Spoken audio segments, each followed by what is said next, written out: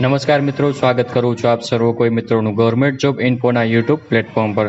તો મિત્રો, આજના વિડીયોમાં આપણે ચર્ચા કરીશું ડોક્ટર આંબેડકર આવાસ યોજના વિશે, કે જે યોજના અંતર્ગત મકાનનું બાંધકામ કરવા માટે રૂપિયા 1,32,000 સુધીની સહાય આપવામાં આવે છે। તો આ યોજનાનો લાભ કોને કોને મળવાપાત્ર થશે, યોજનાનો લાભ મેળવવા માટે અરજી ફોર્મ કઈ જગ્યાએ ભરવાનું રહેશે, અરજી ફોર્મ ભરવા માટે કયા કયા ડોક્યુમેન્ટની જરૂર પડશે, આ તમામ પ્રકારની માહિતી આ એક જ વિડીયોમાં મેળવીશું। પરંતુ તે પહેલા વિડીયો ગમે તો લાઇક અને શેર કરી દેજો, ચેનલમાં નવા હોય તો ચેનલ સબસ્ક્રાઇબ કરી દેજો। તો ચાલો મિત્રો, વિડીયોની શરૂઆત કરીએ। તો મિત્રો, સૌથી પહેલા આપણે ચર્ચા કરીશું ડોક્ટર આંબેડકર આવાસ યોજના છે તે યોજનાનો મુખ્ય હેતુ શું છે અને યોજના અંતર્ગત કેટલી સહાય અને કેવી રીતે સહાય મળવાપાત્ર થશે। તો મિત્રો, અનુસૂચિત જાતિના એવા લોકો કે જેમની આર્થિક સ્થિતિ નબળી હોય અને ખાસ કરીને જેઓ લોકો ગરીબી રેખાની નીચે જીવન જીવતા હોય અને જેમની પાસે પોતાનો માલિકીનો ખુલ્લો પ્લોટ તો છે પરંતુ રહેવા માટે યોગ્ય મકાન ન હોય, અથવા તો કાચી ગાર માટીના મકાન હોય, અથવા તો કુબા ટાઈપનું મકાન હોય, અથવા તો ઘાસપુરાનું મકાન હોય, એટલે રહેવા માટે યોગ્ય મકાન ન હોય તેવા વ્યક્તિઓને પાકું મકાન બનાવવું હોય તો પાકું મકાન બાંધકામ માટે આ યોજના અંતર્ગત સહાય આપવામાં આવે છે।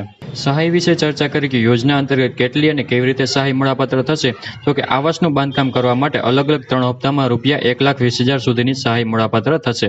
હવે આ જે રૂપિયા 1,20,000 સુધીની સહાય છે તે કેવી રીતે 3 હપ્તામાં મળવાપાત્ર થશે? તો કે જ્યારે વહીવટ મંજૂરી મળે એટલે કે તમારું અરજી ફોર્મ મંજૂર થશે ત્યારે તમને બાંધકામની આદેશ આપવામાં આવશે, ત્યારે પ્રથમ હપ્તો 40,000નો મળવાપાત્ર થશે। મકાનનું બાંધકામ છે તે લિન્ટલ લેવલે પહોંચશે એટલે બીજો હપ્તો છે તે 60,000નો મળવાપાત્ર થશે અને મકાનનું બાંધકામ છે તે શૌચાલય સહિત બાંધકામ પૂર્ણ થઈ જશે એટલે ત્રીજો હપ્તો છે તે 20,000નું મળવાપાત્ર થશે। આવી રીતે ડોક્ટર આંબેડકર આવાસ યોજના અંતર્ગત રૂપિયા બાંધકામ માટે 1,20,000 સુધીની સહાય મળવાપાત્ર થશે। ચર્ચા કરેલી મિત્રો યોજનાના નિયમો અને શરતો વિશે, કે આ યોજનાનો લાભ મેળવવા માટે યોજનાના નિયમો કેવા રહેશે અને યોજનાની શરતો કેવી રહેશે।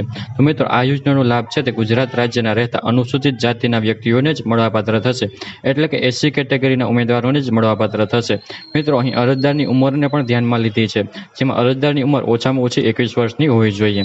તે સિવાય અરજદારની કુટુંબની વાર્ષિક આવક રૂપિયા 6 લાખ કે તેના કરતાં ઓછી હોવી જોઈએ। જો અરજદારની કુટુંબની વાર્ષિક આવક 6 લાખ કરતાં વધારે હશે તો તેવા સંજોગોમાં પણ આ યોજનાનો લાભ મળવાપાત્ર રહેતો નથી। તે સિવાય મિત્રો, મકાનની સહાય ઉપરાંત શૌચાલયનું બાંધકામ માટે અલગથી 12,000ની સહાય મળવાપાત્ર થશે, એટલે કે 1,20,000ની મકાનના બાંધકામ માટે અને 12,000ની સહાય છે તે શૌચાલયના બાંધકામ માટે મળશે, એટલે કે 1,32,000 સુધીની સહાય ચૂકવવામાં આવશે।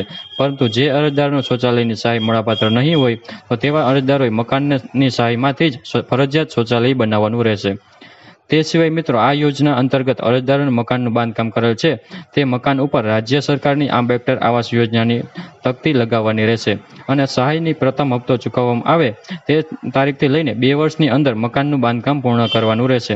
તે સિવાય અરજદારના કુટુંબનો કોઈ પણ અન્ય સભ્ય અથવા તો અરજદાર કોઈ પણ અન્ય આવાસ યોજનામાં લાભ મેળવેલ હશે તો તેવા સંજોગોમાં આ યોજનાનો લાભ મળવાપાત્ર રહેતો નથી। ચર્ચા કરેલી અરજી ફોર્મ વિશે, કે આ યોજનાનો લાભ મેળવવા માટે અરજદારોએ અરજી કઈ જગ્યાએ કરવાની રહેશે। મિત્રો, યોજનાનો લાભ મેળવવા માટે અરજદારોએ ઓનલાઈન અરજી ફોર્મ ભરવાનું રહેશે।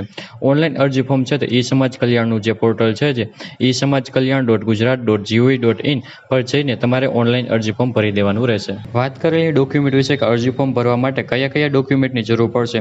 મિત્રો, આધાર કાર્ડ, રેશન કાર્ડ, ચૂંટણી કાર્ડ, અરજદારનો જાતિનો દાખલો, આવકનો દાખલો, રહેઠાણનો પુરાવો તરીકે કોઈ પણ એક ડોક્યુમેન્ટ, બેંક ખાતાની પ્રથમ પાનાની નકલ અથવા તો રદ કરેલ ચેક જેમાં અરજદારનું જ એકાઉન્ટ હોય। તે સિવાય મિત્રો, જમીન માલિકીનો આધાર દસ્તાવેજ, આકારણી પત્ર, હદપત્ર અથવા તો સદન પત્ર જે લાગુ પડતું હોય તે। તે સિવાય જે જમીન ઉપર મકાન બનાવવાનું હોય તે જમીનના ક્ષેત્રફળ જણાવતા ચતુર્દિશા દર્શાવતા નકશાની નકલ, કે જેમાં તલાટી કમ મંત્રી અથવા સિટી તલાટી કમ મંત્રી અથવા તો સર્કલ ઇન્સ્પેક્ટરની સહી હોવી જોઈએ। ત્યાર પછી મકાન બાંધકામની રજા ચીઠી, સ્વઘોષણા પત્ર, જે જગ્યાએ મકાન બાંધકામ કરવાનું છે તે ખુલ્લો પ્લોટ કે જર્જરિત મકાનનો ફોટો, અને અરજદાર છે તે વિધવા હોય તો તેવા સંજોગોમાં તેના પતિના મરણનો દાખલો આપવાનો રહેશે। તો મિત્રો, ઓનલાઈન અરજી ફોર્મ ભરવા માટે તમારે આટલા ડોક્યુમેન્ટની જરૂર પડશે। તો આવી રીતે મિત્રો, અનુસૂચિત જાતિના વ્યક્તિઓ માટે અગત્યની યોજના એટલે કે ડોક્ટર આંબેડકર આવાસ યોજના, તે યોજના અંતર્ગત આવાસ કે મકાનનું બાંધકામ કરવું છે તો રૂપિયા 1,32,000 સુધીની સહાય આપવામાં આવે છે। તો આશા રાખું છું કે વિડીયો પસંદ આવ્યો હશે। વિડીયો પસંદ આવ્યો હોય તો લાઇક અને શેર કરી દેજો, ચેનલમાં નવા હોય તો ચેનલ સબસ્ક્રાઈબ કરી દેજો। ફરી મળીશું નવા વિડીયોમાં, નવા ટોપિકમાં। ત્યાં સુધી મિત્રો, જય હિન્દ, જય ભારત।